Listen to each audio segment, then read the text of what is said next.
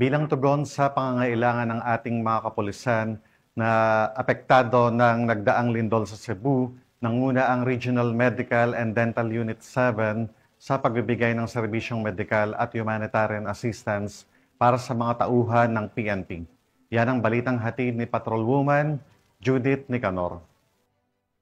Patuloy na pinatunayan ng Regional Medical and Dental Unit 7 ng Philippine National Police ang kanilang dedikasyon sa serbisyong publiko sa pamamagitan ng sunod-sunod na medical at humanitarian activities bilang bahagi ng kanilang disaster response at suporta sa mga kasamahang pulis sa gitna ng sakuna sa Cebu. Sa pamumuno ni Police Lieutenant Colonel Marilyn P. Ignacio, Officer in Charge ng RMDU 7 at sa pangunguna ni Police Major Nina Cheryl L. Reyes, Chief Medical Dispensary, sinagawa ang iba't ibang aktibidad na layuning mapanatili ang kalusugan, kapakanan at moral ng mga personel ng PRO-7 na nakadeploy sa mga apektadong lugar ng lalawigan.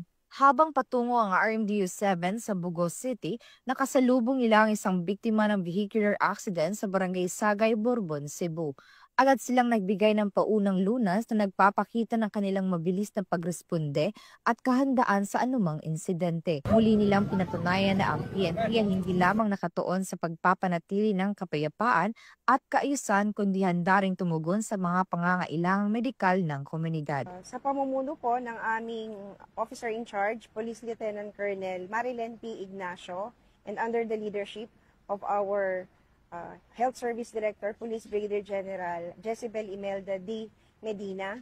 Kami po ang RMDU 7 na nakisa sa PRO-7 sa pamumuno ni Police Brigadier General Redrico Atienza Maranan. Nandito po kami kay Police Colonel Abubakar Mangyelen Jr. Sa unang araw pa lang po ay nandito na po kami para sa community po. Bago po kami pumunta sa aming objective ay may nadanan po kaming isang vehicular accident na malaki ho yung tama sa ulo at sa may kanyang left arm.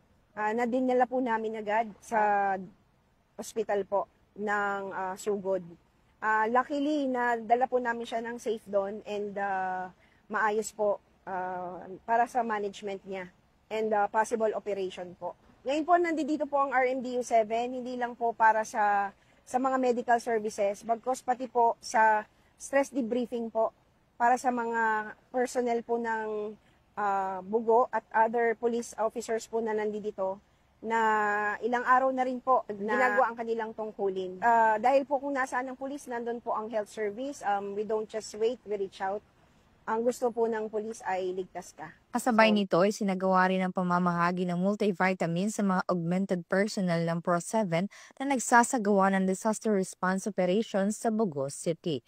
Layunin nito na mapanatili ang kalusugan ng mga pulis sa gitna ng kanilang mahalagang tungkulin sa panahon ng sakuna. Bilang pagpapakita ng malasakit sa sariling hanay, ang RMDU 7 ay nagsagawa rin ng house visitation at pamamahagi ng food supply sa isa sa kanilang personnel na naapektuhan ng lindol sa barangay na Ilon, Bugos City.